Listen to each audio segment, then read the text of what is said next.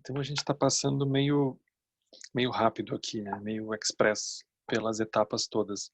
Mas é interessante porque cada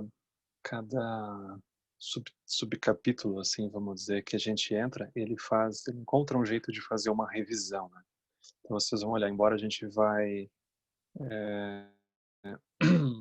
entrar no Vajrayana, ele só vai realmente entrar no caminho do Vajrayana depois de explicar um pouco os outros. Então, embora isso aqui pareça um pouco teórico demais, né, um pouco talvez técnico, é interessante a gente olhar, porque na verdade o aspecto que a gente olha e parece que é técnico, parece que é conceitual, na verdade é um super meio hábil para a gente perceber como é que a gente lida com a nossa vida, né? Como é que a gente lida com as experiências. Então é como se a gente tivesse diferentes ferramentas que a gente pode usar, né? Então os diferentes caminhos, as abordagens, elas são ferramentas. Umas são eletrônicas, umas são a manivela, vai depender da nossa habilidade, né? Então ele vai explicar. Então, vocês observem assim, né, ele vai dizer: é graças ao Lama, nosso amigo espiritual, que nós conseguimos atravessar o limiar dos ensinamentos profundos do Dharma sagrado. Então aqui ele introduz um aspecto novo. Vocês observem que até esse ponto, ou seja, a gente olhou o caminho do ouvinte, Shiravaka, Pratyekabuddha, a gente olhou o refúgio, Bodhisattva, ele não tinha falado no mestre. Porque embora os mestres eles também sejam importantes nesses caminhos, eles não vão ter a mesma importância. Então é como se nesses caminhos em que a pessoa começa porque tem alguma coisa doendo dentro dela, ou é um caminho que não necessariamente vai introduzir uma visão profunda da realidade, não chega necessariamente a ser preciso um mestre. Essa relação ela não é enfatizada, né? Então aqui, esse caminho específico que a gente vai começar a olhar, é como se ele fosse eu não vou nem dizer um pré-requisito, ele é como se fosse o próprio caminho, é uma descrição do caminho. A gente começa a olhar, vai aparecer a figura do mestre, enfim. Até agora ele não tinha aparecido. Enfim, surgiu um mestre dentro de um caminho espiritual. Aí Dudjom Rinpoche diz assim: nós não tivemos a boa fortuna, maculados e impuros como éramos, de encontrar o Buda em pessoa enquanto ele era vivo. Então a gente se encontrou, a gente não lembra, né? Não sei se alguém lembra, né? E também, assim, se por acaso encontrou, a gente não sabe por que que a gente tá com a cara que a gente tá, né? Ou seja, por que que talvez não funcionou. Então, a gente certamente andava fazendo outras coisas naquela época que não encontrar o Buda. Então, vamos imaginar onde é que a gente andava naquela época que o Buda era vivo. Vai ser muito interessante, né? A gente imaginar que onde é que estava a nossa mente naquela época, né? Sabe lá. No entanto, olha só, ele não deixa a gente mal, né? No entanto, nós tivemos a boa fortuna de encontrar o Dharma e os ensinamentos. E, na verdade, isso é melhor do que conhecer o Buda em pessoa. Porque, enfim, o Buda é o Dharma. Ou seja, o Buda não é a pessoa. Porque a sensação da pessoa, os mosquitos vêm, o cachorro, o gato também vem. Agora, o Buda mesmo é o Dharma. Então, é a capacidade da pessoa ver o Dharma ali presente, né? Então, isso é o Buda. Então é como se fosse mais auspicioso, né? Porque a pessoa pode passar pelo ser e não acontecer nada. Mas se a pessoa revela, a pessoa reconhece o Dharma, então aconteceu alguma coisa. Então a gente não viu o Buda, mas a gente encontrou o Dharma de alguma forma, né? Então o mérito a gente tem. Agora não só isso. Nós também recebemos do nosso professor as instruções que revelam o que que nós devemos e o que que nós não devemos fazer. Então, isso no contexto do Lama Santen é um pouco estranho, porque não é a abordagem que ele usa, né?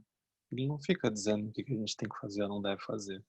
Mas, mesmo assim, tu vai ouvir o Dzongzar Rinpoche, tu vai ver grandes mestres, eles não vão dar essa ênfase. Só que, ao mesmo tempo, a pessoa, quando começa a ver o conjunto dos ensinamentos, é como se ela fosse gerando uma clareza com relação à causalidade das coisas, onde é que as coisas estão andando. Então começa a ficar um pouco mais claro para a pessoa começa a acordar assim, a pessoa, uau, Sansara, onde é que nós estamos indo, né? Onde é que eu quero ir, né? Onde é que os seres estão indo? Então essa noção de um caminho começa a surgir para a pessoa. Então, ou seja, isso é ter encontrado um mestre, né? É crucial entender que somos incrivelmente afortunados por termos sido aceitos por um amigo espiritual. Ou seja, de alguma forma nos é permitido, mesmo com a nossa cara, entrar no centro budista, né? E a gente também participar de um retiro e ouvir ensinamentos, assim. A gente não costuma ser barrado, assim, né? Então a gente teve muita sorte, né? Porque não basta apenas a pessoa se aproximar fisicamente, a pessoa passar na frente da porta, enquanto aquilo está sendo dito. Mas alguma coisa aconteceu, um raio caiu na cabeça que a gente acha aquilo interessante, de forma que outras coisas começam a parar um pouco e isso começa a se abrir. Então a gente consegue entrar e ouvir. Então a gente começa a gerar um tipo de conexão nesse sentido. Isso é muito, muito especial. Não só isso, também é o lama que abre nossos olhos para o que nós devemos fazer e o que devemos evitar. É ele quem aponta os obscurecimentos que devemos abandonar, e ao fazê-lo, ele age como o próprio Buda. Então, no Vajrayana, especialmente, eles dizem, né, que é como se o Lama ele fosse mais importante que o próprio Buda. Por quê? Porque o Buda foi Buda Shakyamuni, né? 500 anos antes de Cristo, muito tempo. Então, se diz assim, o Lama ele tem essa importância, né? Porque a gente não encontrou o Buda, a gente encontrou o Lama. O Lama é a ponte, né? É o telefone sem fio que conecta com o Buda. Mas a gente não só encontrou o Buda, mas a gente também pode encontrar o Dharma. Então, se diz que o Dharma ele é gerado a partir do próprio Lama. Porque do contrário, a pessoa começa a encontrar, ela pode encontrar textos, né? Ela pode encontrar conceitos, mas ela não vai saber como digerir aquilo na vida dela. Então ela pode entrar no Google, ela pode entrar no YouTube, ela pode encontrar muita coisa. E ela estude, talvez ache aquilo interessante. Mas aquilo provavelmente não vai estar vivo para a pessoa. Aquilo vai ser apenas uma ideia legal que a pessoa visita de vez em quando.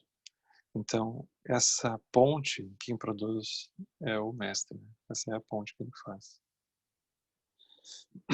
Então, diz assim: se nós realmente assimilarmos e fizermos tudo o que ele diz em relação às ações que devem ser executadas e as que devem ser evitadas, se tudo der certo, atingiremos o objetivo, isso é a liberação.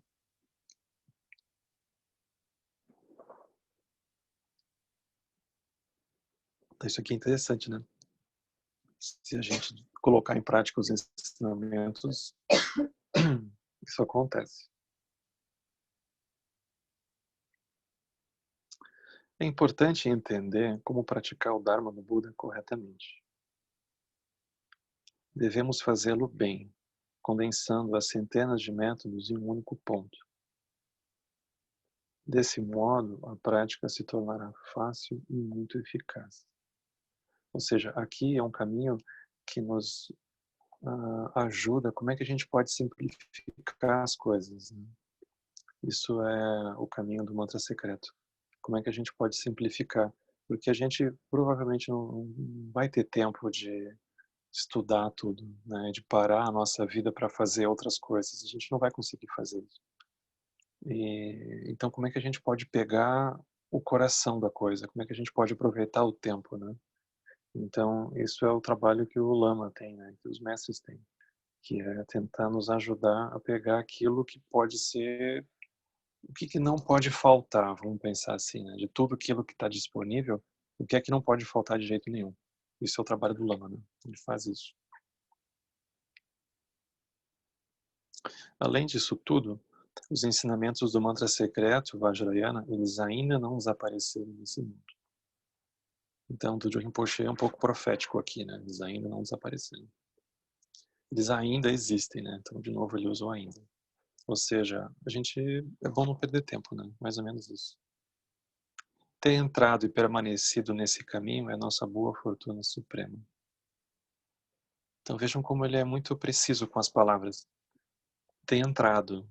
Só que uma coisa é a pessoa entrar, outra coisa é a pessoa entrar e permanecer. Tem uma diferença. Então a gente entra, mas a gente pode não permanecer, a gente pode achar que tem outras coisas para fazer. A gente pode achar que, enfim, não vem ao caso nesse momento, a gente tem urgências e assim por diante. Então a gente pode encontrar, mas pode não continuar. Então, se a gente consegue continuar, isso é um mérito muito bom. Temos uma sorte impressionante. É só a gente levantar um pouco a cabeça e olhar o jeito que as coisas estão andando, né? Pensa que chance as coisas têm de funcionar sem um mínimo de lucidez, né? Ou seja, sem um mínimo de conhecimento do mundo interno, da causalidade, da vacuidade, do funcionamento da mente. Não tem chance nenhuma, né? Então é muito raro isso, né? Por isso que ele diz, é uma sorte impressionante. Aí ele diz assim, talvez vocês se perguntem por que é que os ensinamentos do mantra devem ser mantidos secretos. Então tem esse conselho, né, que é muito enfatizado no budismo tibetano, né, que é para a pessoa não sair pregando o budismo por aí, né, especialmente o Vajrayana, com o mantra secreto, né, a pessoa não se tornar um missionário, vamos dizer assim, do budismo. Não é por serem profundos, mas sim para preservá-los de pessoas que tenham uma disposição mental limitada e estreita.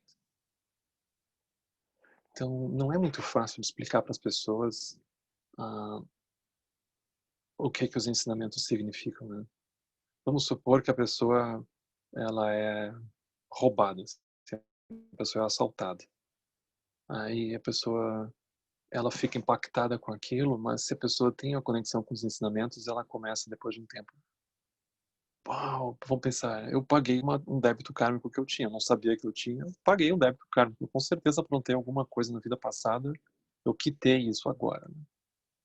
Eu também me dei conta que eu tinha apego àquilo que o fulano levou. Como que eu tinha apego? Aí a pessoa vê sofrendo por causa do apego. A pessoa vê que aparece raiva, vamos supor que aparece raiva, né? E assim por diante. Então a pessoa tem um conteúdo de prática, no fim a pessoa está até agradecendo, a vida dela ficou mais simples, menos coisas, apareceram uma série de conteúdos kármicos que a pessoa agora está olhando, trazendo para dentro da prática. De repente a pessoa entra em retiro para olhar para aquilo.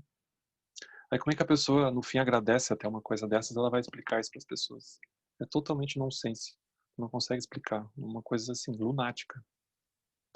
Também a pessoa está lidando com gente difícil no cotidiano dela. Ela consegue praticar metabhavana para a pessoa olha o roteiro de motivação e assim por diante.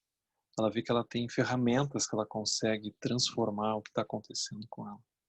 Então aquilo dentro do sentido usual é muito estranho, porque a princípio a pessoa deveria resolver aquilo de algum jeito, ela deveria se afastar daquilo que é ruim, ela deveria julgar, ela deveria denunciar aquilo e assim por diante. Então é uma lógica que ela não fecha com a lógica do samsara. Então o fato de ser secreto é porque é muito difícil a pessoa estar no ponto, a pessoa ter uma abertura que ela consiga entender aquilo do jeito que está querendo ser dito. Do contrário, se a pessoa não está nesse ponto, o que muitas vezes acaba acontecendo é que aquilo pode acabar até piorando a situação da pessoa.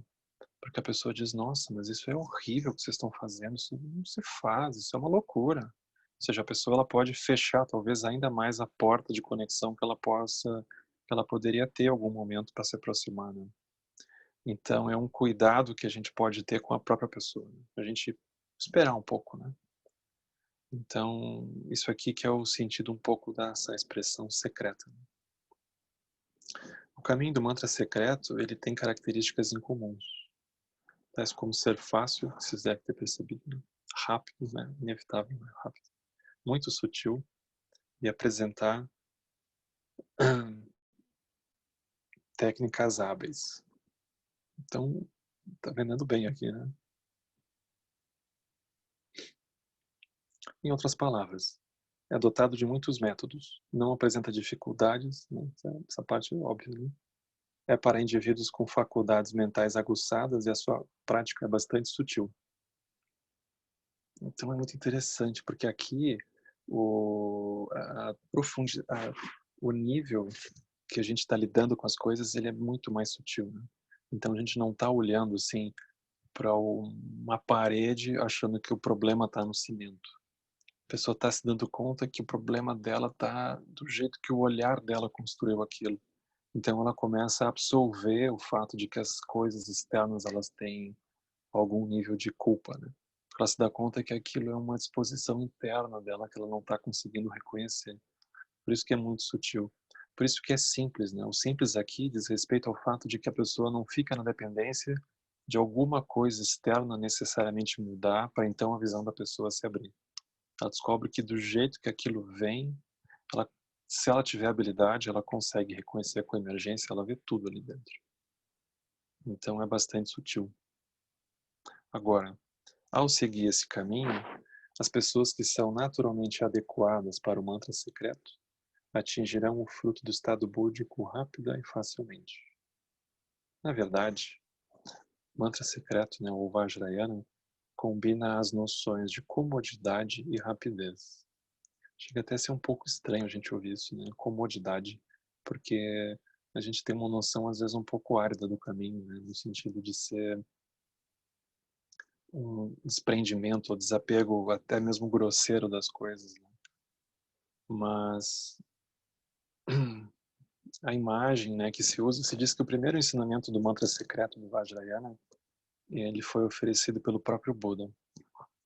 Então a história que se conta é que o Buda uma certa vez foi visitar um rei na Índia e esse rei pediu que o Buda desse ensinamentos. Aí ele chama o Buda e o Buda dá ensinamentos. Aí o Buda vai com toda a sanga, todos os monges, né? E aí quando ele dá os ensinamentos, ele dá os ensinamentos do caminho do ouvinte, em que a pessoa precisa abandonar alguma coisa para então poder atingir a liberação. Ela toma votos, ela faz votos, os votos todos, né? E assim por diante. Aí o rei vira pro Buda e diz: olha, eu adorei os seus ensinamentos, eu quero praticar, só que tem um problema, eu sou um rei. Eu não posso abandonar aqui as pessoas, não tem alguém no momento que possa assumir a bronca. Eu também tenho filhos, eu não posso ser monge agora, não dá. Também sou casado, não estava afim assim de, né? E assim por diante. E aí eu não tenho chance. Aí o Buda diz: não, tem sim, só um pouquinho. Aí ele pede para todos os monges saírem do castelo. Fica só ele e o rei. Por quê? Porque os monges, nesse caso, eles não estavam ainda no ponto de poderem praticar esses ensinamentos. Aí o Buda viu que o rei estava. Aí o Buda então vai apresentar o Vajrayana para o rei. Aí o rei começa a praticar e atinge a liberação naquela mesma vida. E deu um drible nos monges. Então, isso é o Vajrayana. Ou seja, ele não pressupõe uma alteração externa que a pessoa venha fazer. Não pressupõe não pressupõe nada grosseiro que a pessoa tenha que mudar. É simplesmente um reconhecimento da visão, né, da mente da pessoa, só isso. Agora ele vai usar uma imagem muito bonita. Eu acho super didática isso aqui que ele faz. Porque é muito didático. Ele diz assim: a diferença entre a visão e a prática do mantra secreto dos outros caminhos é, em geral, ilustrada pela imagem de um campo onde brotou uma planta venenosa. Vocês imaginem que no pátio de vocês apareceu um inso brabo desses venenosos, né? Aí ele diz assim, né? As pessoas com pouca coragem, mente estreita, o Dudu Rinpoche não perdoa também, né? Inteligência limitada, acreditam que se comerem a planta venenosa, na certa morrerão. Por isso, cortam a planta e atiram-na bem longe. Só que, se a planta for daquelas boas mesmo, cortar não adianta, porque enfim, vem de novo, né? Temendo que a planta brote de novo da raiz, eles arrancam a raiz. As pessoas que não têm muita coragem fazem isso. Então ele está dando uma risadinha aqui, né? Mas aqui a planta venenosa, ela significa as emoções. Ela significa o samsara inteiro, né? Então é mais ou menos assim, brotou uma emoção daquelas. E aí? Aí a gente quer arrancar aquilo, né? Aquilo é venenoso, né? O que que vai ser de mim se isso me dominar, né? Onde é que eu vou parar? Isso é bem longe do budismo, com certeza. Daí a pessoa arranca. Então tem um medo, né? É como se a relação da pessoa com o samsara partisse do medo. A pessoa tem medo do samsara, ela tem medo de cair no samsara. Ela tem medo das emoções. É como se ela tivesse, no fundo, medo dela mesma. Por não saber lidar, por não saber o que fazer. Mas a linguagem aqui é toda ela muito densa, é tudo muito objetivo, né? Então tem essa visão assim. Então com certeza a gente já se viu várias vezes tentando cortar, né, o mal pela raiz. E a gente nunca sabe como é que aquilo rebrota. Então, magicamente aquilo rebrota. Então a gente vai se dando conta de que aquilo é difícil, né? Ou seja, a gente pode cortar, a gente pode arrancar e aquilo não necessariamente resolve. Então ele associa isso à falta de coragem, né? Gozado isso. Então ele vai explicar aqui, né? O veneno nessa imagem, ele representa a ignorância. Visto que o mais ínfimo fragmento da raiz venenosa deve ser removido do solo e jogado fora, é evidente que dá muito trabalho extrair a raiz venenosa. Porque é só a gente, é como se a pessoa começasse a contar, assim, né? Quantas emoções aparentemente perturbadoras passam pela mente dela. Então ela tem um trabalho infinito de tentar arrancar uma por uma. Ou seja, é infinito. Isso é comparável à maneira pela qual o fruto da liberação é alcançada quando praticamos de acordo com a visão dos Shravakas e dos Pratyekaburis. Ou seja, o caminho do ouvinte, né? O caminho de alguém que se retira e de alguém que evita circunstâncias para então poder praticar de modo um tanto isolado.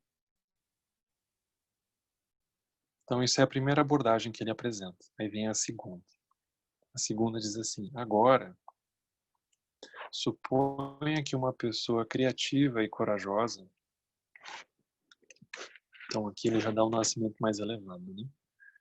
Se aproxime, pergunte para essas pessoas o que elas estão fazendo. Então vamos supor que uma pessoa muito corajosa se aproxime dessa outra que tem medo da planta venenosa, essa do Sansara. Então as pessoas essas que têm medo da planta venenosa do Sansara, elas dirão que é muito perigoso deixar aquela planta venenosa brotar, pois elas acreditam que não basta cortar a planta, mas que é preciso também arrancar a raiz sem deixar qualquer vestígio no solo. Qual será a abordagem da pessoa inteligente? Então ele coloca assim, né? Ele diz assim: ela concordará que a planta deve ser devidamente descartada. Então, até agora tudo bem, né? Mas ela sabe que não é preciso tanto trabalho para ter certeza que a planta não vai mais brotar. Já dá muito trabalho para arrancar uma por uma, né? Então ela mostrará que é fácil matar a planta, vê só, né? Despejando água fervente sobre as raízes. Porque não tinha Roundup no Tibete, né?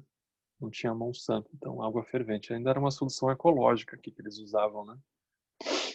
Mas enfim, aqui a gente quer matar a emoção, né? A gente quer matar aquilo que está nos invadindo. Essa abordagem é similar à forma como se lida com os obscurecimentos de acordo com Bodhisattvayana, ou com o caminho do Bodhisattva. Então, mais ou menos, né? Por quê? Porque para remover os obscurecimentos, de acordo com Bodhisattva, para remover os obscurecimentos, não é necessário passar pelas mesmas dificuldades que os Shravakas passam no nível de adoção e abandono de ações. Não obstante, no caminho do Bodhisattva, Bodhisattvayana, o uso de antídotos ele ainda é necessário. Então, a meditação sobre o amor, por exemplo, ele é um remédio para a raiva. Os antídotos são certamente adotados com a compreensão de que eles são diferentes e separados dos obscurecimentos que se pretende curar. Então aqui, é assim, na primeira abordagem a pessoa nem suspeita que tem um antídoto, né? Porque é como se a pessoa não conseguisse chegar nesse ponto de imaginar que ela pode, enfim, praticar compaixão pela outra pessoa. Ela simplesmente não quer ver aquilo. Não tem necessariamente uma postura proativa, assim, nesse sentido de alguém que vai lá e faz algo, né? A gente simplesmente quer retirar. Então, é uma perspectiva um pouco sanitarista, assim, da gente eliminar aquilo. Então, aqui, nessa abordagem do caminho do Bodhisattva, né, que é o que os tibetanos chamam também do caminho do Sutrayana.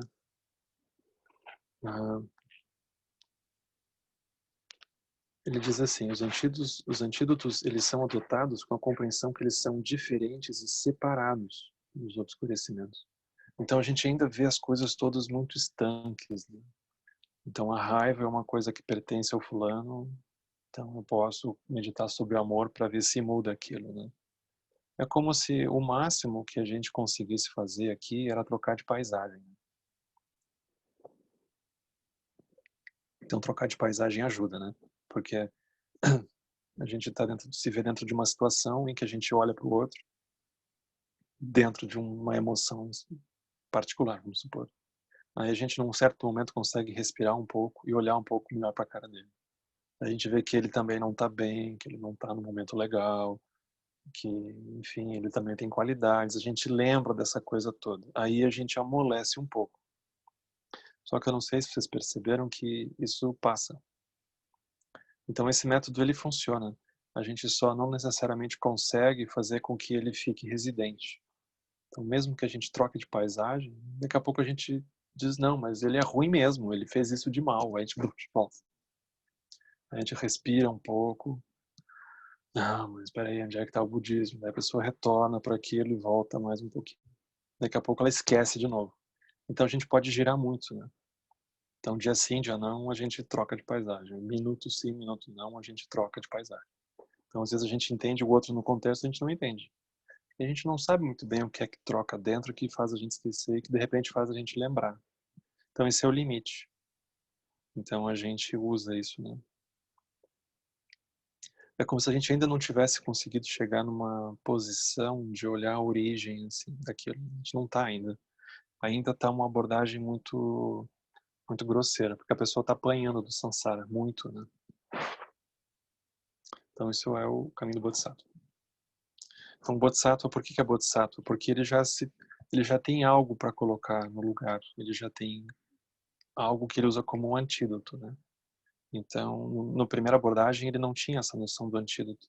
Ou seja, quando algo acontece para nós, a gente quer só arrancar, mas a gente não necessariamente quer olhar para o outro. A gente não chegou nesse ponto. É como se a facada fosse tão funda que ela nos impedisse de conseguir olhar para o outro. A gente só olha para a faca. Essa é a primeira abordagem. A segunda, a gente vê que tem a faca, mas a gente sabe que o outro não está bem. Alguma coisa deve estar acontecendo. Então já pressupõe um pouco mais de estabilidade interna da pessoa. Ela consegue olhar um pouco mais para o outro. Ou seja, ela não fica tão cega por aquilo que aconteceu com ela, né? Essa é a segunda, essa é do caminho do Bodhisattva. Aí ele diz assim, bom, mas se um médico chegasse para as pessoas, então vamos supor que está tendo um encontro no quintal esse, né? Que tem lá o primeiro que quer arrancar, o segundo que quer jogar água fervente, aí tá passando casualmente na rua naquele momento, tem um médico passando no quintal esse. Aí ele diz assim, ele pergunta para as pessoas, o que vocês estão fazendo? Quando as pessoas dissessem que estavam se livrando da planta perigosa, ele diria, mas eu sou um médico. Eu sei como fazer um remédio com essa planta. Um médico homeopata, vamos pensar, né? Posso usar a planta para fazer um remédio excelente para este veneno. Na verdade, eu estava procurando por essa planta há muito tempo. Então aqui já é um nível de destemor que a pessoa tem que ter, né? Porque ela vê uma coisa venenosa dessas e ela ainda é capaz de dizer, nossa, mas eu estava procurando esse veneno há muito tempo. Dê minha planta, eu darei um jeito nisso. Então aqui é interessante essa postura, né? Esse médico, ele é um praticante do mantra secreto. Ou seja, ele não está tentando evitar, ele não está tentando fugir, ele não está tentando arrancar. E ele não está tentando matar nada, jogar água fervente, ele não está tentando fazer antídoto, né? Ou seja, é um pressuposto aqui de que você não supera a raiva, por exemplo, pela ausência da raiva. Porque o fato da raiva não estar surgindo não significa que a pessoa está liberada. Não significa que quando ela surge, a solução é simplesmente arrancar. Isso não funciona. Então ele já disse isso. Agora, ele disse também que não é simplesmente a pessoa diante de surto de raiva, a pessoa simplesmente tentar rapidamente aplicar o antídoto, vamos supor. Também não resolve. Melhora, né? Melhor do que a primeira abordagem. Mas aquilo também não é o suficiente, porque o antídoto perde o efeito depois de um tempo. Sem que a gente entenda necessariamente muito bem, mas ele perde. Então ele está dizendo aqui, né? Aí tem um esquizofrênico desse, né? Praticante do mantra secreto, que diz: olha, eu estava muito tempo procurando pela raiva, que bom que ela apareceu. Agora eu vou poder olhar para ela, eu vou poder estudar ela. Então, por isso que ela é uma abordagem de destemor, né? Porque ela não tem uma sensação de que tem, em primeiro lugar, alguma coisa errada. Isso é muito importante.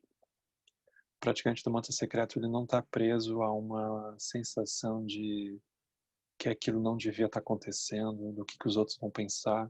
Você já não tem, precisa ter um nível de sinceridade, assim, né? Ou seja, a pessoa não está tentando agradar, ela também não está dentro de um jogo espiritual, né? De achar que certas coisas sim, certas coisas não. Então, o que vier, ele vai aprender a lidar. Então, ou seja, a gente pode aprender com a raiva. Porque nada melhor do que a raiva, um bom surto de raiva para a gente, enfim, aprender como é que a gente é pego por aquilo, como é que a gente fica preso. Se a gente não olhar enquanto a gente é pego, como é que a gente imagina que a gente vai conseguir superar aquilo? Então, é como se a pessoa tivesse peito aberto, assim, para isso, né? Então, ele pode preparar remédios poderosos a partir do veneno. Tais praticantes, eles não precisam ter o trabalho de evitar os obscurecimentos. Então, eles não têm trabalho para ficar evitando. Eles não acham que aquilo é errado, que aquilo é inferior, ou que está acontecendo alguma coisa errada. Então, não tem isso. Achando que eles são distintos do remédio. Os obscurecimentos, eles podem ser transformados em sabedoria. Esse é o caminho do mantra secreto. Então, isso aqui é muito mais interessante. Ou seja, a pessoa se libera da raiva através da raiva. Não que ela vai cultivar a raiva, né? Não é isso. Mas ela aproveita, enfim, vamos supor que de vez em quando apareça. Ela aproveita a chance para olhar. Ela não perde a oportunidade de olhar. Para qualquer emoção dessas, né? Ela não perde. Agora não terminou, né? Tem a última etapa, né? Que é a mais interessante de todas. Depende de imaginar o que pode ter depois disso. Ele diz assim: por fim, imagine que um pavão encontra planta venenosa. Sem hesitar por um instante sequer, ele comerá com muito prazer a planta essa. E a sua plumagem se tornará ainda mais encantadora. Isso é bonito, né? Ou seja, o veneno torna o pavão mais bonito. Para o pavão, que representa os praticantes da grande perfeição do mantra secreto, as plantas venenosas não devem ser evitadas. Os praticantes da grande perfeição estão cientes de que não existe algo como um obscurecimento real e sólido que deva ser abandonado. Ou seja, um obscurecimento real e sólido em algum lugar que deve ser abandonado. Ou seja, ele já tem a compreensão da vacuidade, a originação dependente já está aqui dentro, coemergência, já tem isso. Então eles não acham que tem alguma coisa em algum lugar que a pessoa tem que dinamitar, por exemplo. Da mesma forma que o pavão consome a planta e o resultado são penas ainda mais bonitas, o praticante do mantra secreto não rejeita os obscurecimentos, mas sim aperfeiçoa as qualidades iluminadas dos kayas e sabedorias. Ou seja, ele ilumina o samsara. Ou seja, cada pontinho desses que surge para ele, ele vê a fonte primordial de onde aquilo está surgindo. Ele tem um deleite em reconhecer aquilo. Naturalmente, ele não está preso por aquilo. Não tem qualquer tipo de fixação, de prisão ou de rejeição. Não tem. Então isso nos dá uma ideia da diferença entre os caminhos maiores e menores. Então, numa analogia super curta, né? Vocês vejam que ele foi muito direto ao ponto aqui, né? Muito didático. Ele consegue usar o mesmo trajeto para mostrar como que os diferentes caminhos lidam com as circunstâncias. Então, ao invés da gente imaginar que isso são escolas, que são tradições, que são pessoas estanques com nome, RG, CPF e assim por diante, é melhor a gente olhar isso dentro de um contexto em que a gente vai se dando conta que nós mesmos nos vemos talvez um pouco em cada um desses, talvez alguns lados mais, outros lados menos, mas a gente vai se dando conta que tem áreas das nossas vidas em que a gente quer sair correndo, né? Aquilo não tem como. Não é nem que a gente quer arrancar, a gente não quer nem que suja. A gente reza para não aparecer o veneno. Tem outras que a gente quer arrancar o veneno. Tem outras que a gente quer, tudo bem, a gente joga uma água fervente, a gente já entendeu que a gente pode fazer metabhavana para o fulano, assim por diante, a gente pode trocar de paisagem.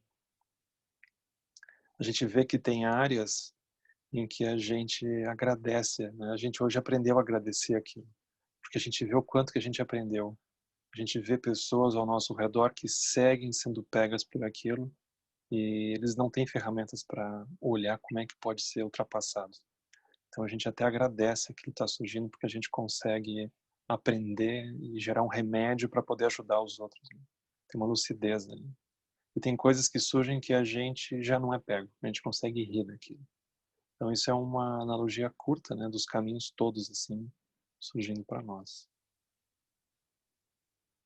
Ele diz assim: apenas o pavão é capaz de se alimentar do veneno. Os outros não. Mesmo o médico, né, ele não consegue. O médico é o que vai lidar melhor, mas aquilo ainda tem um nível de solidez, né, ainda que pequeno, mas ainda tem.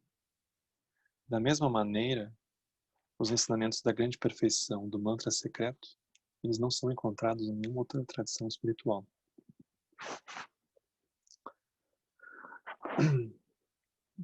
Vamos dizer assim, não sei se Dudjom Rinpoche, ele era tibetano, né? Ele foi sair do Tibete já com bastante idade, né? Eu não sei o quanto que ele encontrou outras tradições, né? Mas é mais ou menos assim, a gente vai... O Dalai Lama usa uma imagem muito impressionante, né? Ele diz assim, a natureza primordial, ela é como o oceano. E as tradições religiosas, elas são como rios. O Dalai Lama diz, nem todos os rios desembocam no oceano. Então, um pouco isso, né? Não é que não tem nenhuma tradição, mas tem muitas tradições que talvez não vão desembocar no oceano. Elas vão apresentar um caminho. Elas vão dizer o que é certo e errado. O que a pessoa pode fazer, o que a pessoa deve evitar. Mas talvez não tenha um sentido além disso. Né? Então, o que ele está dizendo aqui é um pouco isso. Ou seja, vão ter tradições que não apenas o budismo que vão apresentar isso. Mas não são muitas. Porque, em geral, as tradições, elas é como difícil elas não ficarem presas num aspecto, às vezes, quase causal das coisas. Né? Se a gente faz isso, evita aquilo, então acontece aquilo outro. Então aqui a gente já não está mais lidando com a causalidade. Né? Aqui a gente já ultrapassou a solidez do samsara para olhar desde esse lugar da vacuidade. Né? Então, isso é muito raro a gente encontrar. Né? Por outro lado, né, Dudjom Rinpoche diz aqui, pessoas diferentes, devido ao seu caráter, elas pertencem a caminhos diferentes, que podem ser mais ou menos elevados. Então aqui ele alivia um pouco, né? O essencial é treinar de acordo com a própria capacidade. Do contrário, corre-se grande perigo. Isso aqui é muito importante que ele diz, né? E a gente, especialmente nos dias de hoje, é fácil a gente esquecer isso. Porque uma vez que todos os ensinamentos estão muito abertos, as pessoas, elas são apresentadas, se a gente for pegar essa analogia aqui, né, de como lidar com veneno, a gente de cara é apresentado para todas essas técnicas, mas isso é só, isso é como se fosse só agora que isso estivesse sendo feito. No Tibete, antigamente, na Índia antiga, não era feito assim. Aquilo era apresentado etapa por etapa. Então era muito mais provável que a pessoa, quando entrasse dentro de um caminho, ela começasse com a abordagem de alguém que precisa arrancar aquilo. E eles iam deixar a pessoa, eles iam cozinhar a pessoa em fogo lento por anos naquilo. Depois eles iam talvez apresentar como do Bodhisattva. Iam deixar a pessoa cozinhando lento por anos ali dentro. Então tem um texto do Dzogchen muito bonito, né? Conta a história do Dzogchen no Tibete. Aí se dizia que tinha os mosteiros, por exemplo, tinha muita gente no mosteiro e os mestres ficavam olhando para a multidão de monges e monjas que estavam ali.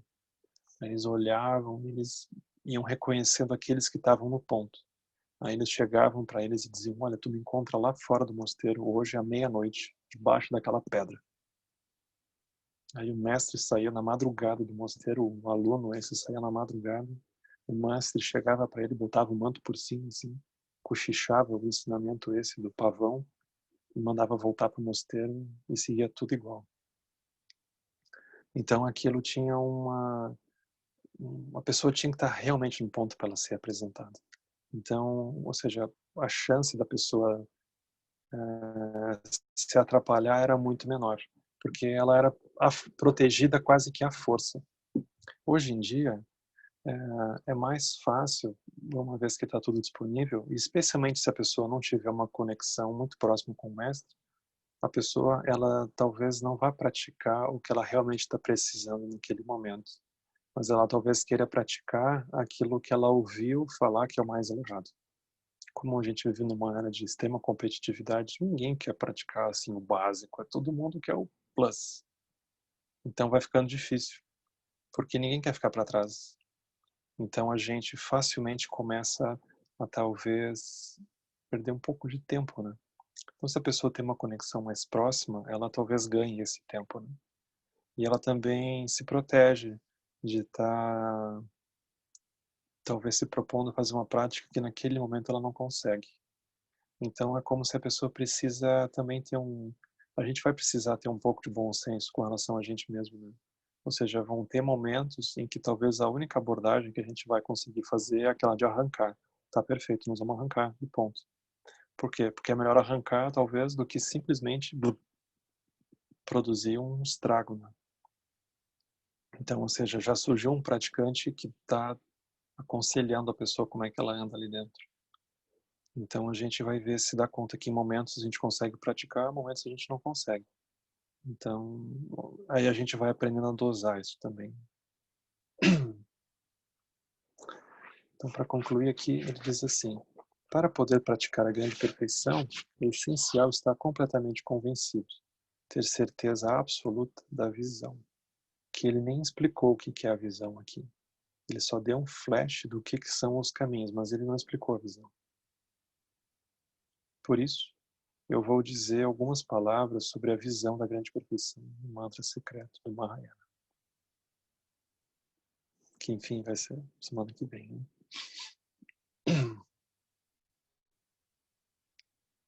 Aí a semana que vem ele vai então falar um pouco da visão, o que é a visão.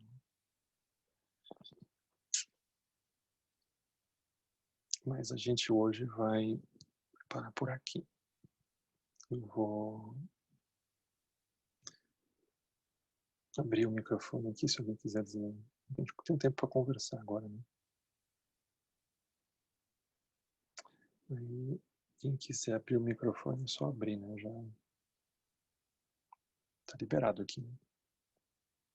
Eu achei super didática. Eu não... Foi uma dos exemplos assim mais didáticos que eu encontrei do pavão, foi esse do pavão e do veneno, né, das plantas. Eu acho super legal, porque em 2 páginas ele explica o budismo inteiro, né? Então isso é super legal para nós.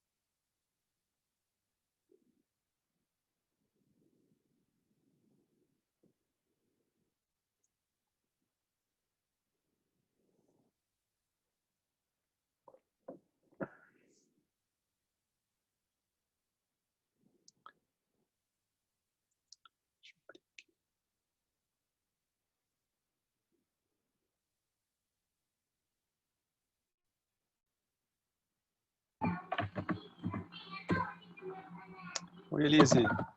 Oi, tudo bom? Agora tá dando? Eu tô te ouvindo agora. Tudo. Eu tava escrevendo ali Que eu tô achando esse texto muito bonito, me lembra bastante, assim, a forma como ele coloca os ensinamentos, como o próprio Thiago coloca, né? Bem parecido, assim, eu achei. Uhum. Thiago do Rinpoche foi aluno dele, né, do John Rinpoche. Sim. Enfim, essa primeira parte eu tô achando bem, assim, eu acho que até o retiro do Lama, né, foi muito importante, assim, para a parte da fundação, né? Eu achei muito tocante o retiro do Lama também, esse último agora. Foi, É, esse de fiquei verão muito agora, né? tocante. É, eu Uhum. não pude ficar até o final, mas a parte que eu fiquei ali, não consegui ver todos os vídeos também, mas eu achei muito legal, muito, muito bom, assim. Aqui é como se fosse uma abordagem um pouco mais tradicional e mais curta também, né? Mas a gente vê que tá todo mundo dizendo a mesma coisa, né? Ou seja, a gente pega um retiro de verão do Lama agora, a gente pega esse texto e eles super casam, né? Porque eles têm a mesma inspiração. A gente usa o mesmo fio, vamos dizer assim, né? A mesma espinha dorsal a gente está utilizando, né? A mesma coisa. E sobre Porque, essa enfim, a gente prática, for olhar os Henrique, textos tradicionais, eles vão, na verdade, eles são muitos tópicos em cada um desses temas, né? Eles vão ampliar aquilo, vão virar enciclopédias praticamente, né? Então aqui a gente está pegando a essência da coisa, né? Por favor. então, assim olhando agora nesse início, né, parece que é muito fácil, não é muito fácil também, né? Mas enfim, é mais fácil tu olhar e tu tentar fazer esse exercício de mudar a paisagem, né? Parece ser uma coisa assim que quando a gente fala, quando a gente ouve os ensinamentos, é uma coisa que é palpável assim, né? É fácil de aplicar. Agora, essa questão de tu olhar é mais Uhum. complicado de, para mim, pelo menos, de visualizar como é que tu vai fazer? Tu olha, tu observa, e aí, para liberar, é tu ver que aquilo não tem, é vazio de, ele não tá ali, não é aquele objeto que tá fazendo brotar nenhuma emoção em ti, é a tua mente que tá, não sei se eu não tô conseguindo me explicar direito, mas enfim, parece mais difícil de ver uma solução para aquilo, entendeu? Uhum. Uhum. Uhum. E é mesmo.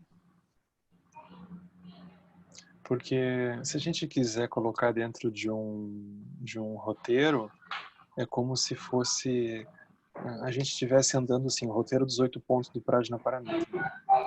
Então a pessoa está olhando a vacuidade, luminosidade daquilo. Mas o roteiro dos 8 pontos do Prajnaparamita, ele só vai fazer sentido depois que a pessoa tiver estável, né? Ela tiver calma, ela já tiver treinado a mudança de paisagem, né? Então ela não só compreende que aquilo não tem nada do lado de fora, mas ela tem um sorriso porque ela sabe que não tem alguma coisa dentro sólida também. Ela se dá conta que aquilo também é só um da mente. Então ela tem esse sorriso que é como termina o roteiro dos 8 pontos, né? O Lama, muitos anos atrás, ele usava uma analogia que é um pouco parecida com essa, né? Ele diziam que eram as 4 formas de lidar com o samsara, assim, as 4 formas de resolver os problemas. Aí ele dizia, a primeira delas era simplesmente o samsara, né? Então era o fato de que quando as coisas surgiam, a gente reagia impulsivamente, né? Então isso é o jeito que a gente já sabe, assim, de cor, né? A gente aprendeu. Aí ele dizia, melhor do que isso é a pessoa praticar a disciplina. Ou seja, a pessoa, ela não embarca, ela vê que aquilo está brotando, mas ela não dá sequência. Então isso já é melhor do que a pessoa simplesmente explodir, né? Agora, melhor do que a pessoa usar a disciplina é a pessoa trocar de paisagem. Então ela introduz um elemento mais sutil, que não é simplesmente tu construir uma barragem para trancar aquela correnteza que está fluindo. Aquela correnteza, aquela barragem vai explodir, né, como a gente tem visto. Melhor a pessoa trocar de paisagem. Ao trocar de paisagem, ela olha para o outro, ela vê outros aspectos, né? Então ela faz isso. Só que tem esse ponto falho da pessoa escorregar. Ela não necessariamente produz uma liberação daquilo, né? Ela produz uma liberação que escorrega, vamos dizer assim. Enquanto a pessoa tá na outra paisagem, ela tá bem. Só que ela tem uma fragilidade que ela não resolveu ainda o surgimento daquilo. Então, quando aquilo retorna, ela bluf, vai de novo. E aí tem a quarta forma, que é a liberação, luminosidade, né? Então, que é o fato da pessoa, ela olha aquilo por dentro do Prajnaparamita. Ele tá me ouvindo, mãe. Aí a pessoa consegue liberar. Então, dentro do roteiro, como a gente vai seguir olhando, a gente vai dar essa ênfase no roteiro dos 8 pontos do Prajnaparamita, Sutra do Coração. Nós vamos fazer isso. Isso é o trajeto que a gente vai andar. Ele não explicou isso daqui, mas é o que a gente está se preparando para fazer. Né? Mãe, sim.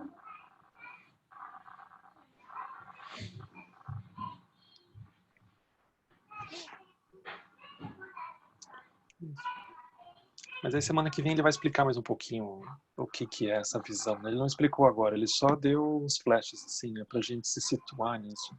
Então ele vai explicar um pouco semana que vem.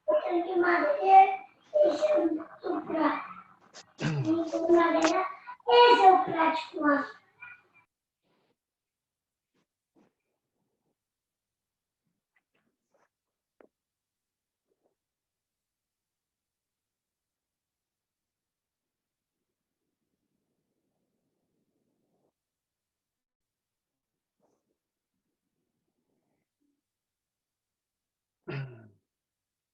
Isso.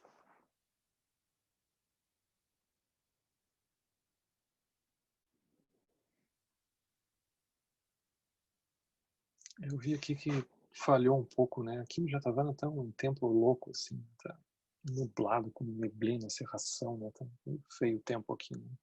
Então, também não sei o quanto. Depois eu vou ouvir de novo a gravação, ver se ficou ruim, né? Mas aqui também ficou mais ou menos, né? O tempo, o clima aqui tá ruim. Ah, foi tranquilo, que bom. E aí fica essa sugestão, né?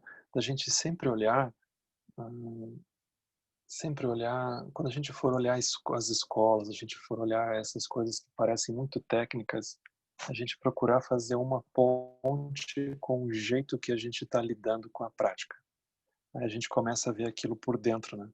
Então tem uma diferença bem grande da gente entrar num curso, numa formação em que a gente sai sabendo o que são as escolas, acabou do não sei o quê, da gente se dar conta que é uma descrição, na verdade, de uma postura interna, em que a gente pode se ver, muitas vezes, praticando aquela postura interna.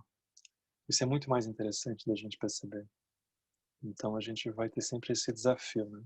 A gente, à medida que a gente for encontrando essas coisas que parecem muito teóricas, a gente tentar desvendar o quanto que aquilo, na verdade, está revelando uma maneira de se posicionar diante das coisas, das emoções, do samsara todo. Né? E aí a gente vê aquilo sempre praticando. Então a gente tem esse desafio. Não sei se tem mais alguém que quer dizer alguma coisa. Uma pergunta, não sei.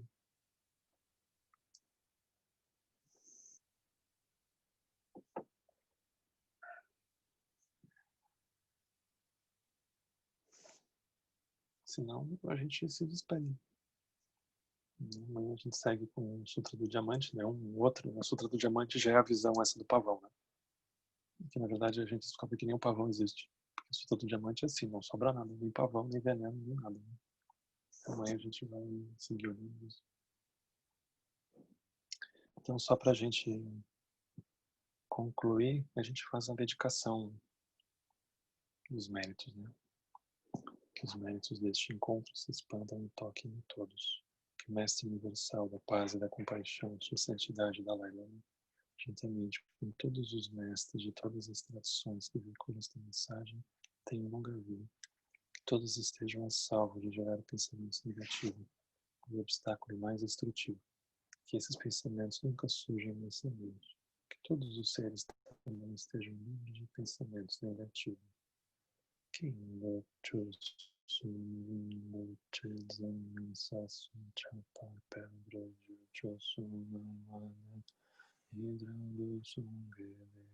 Show.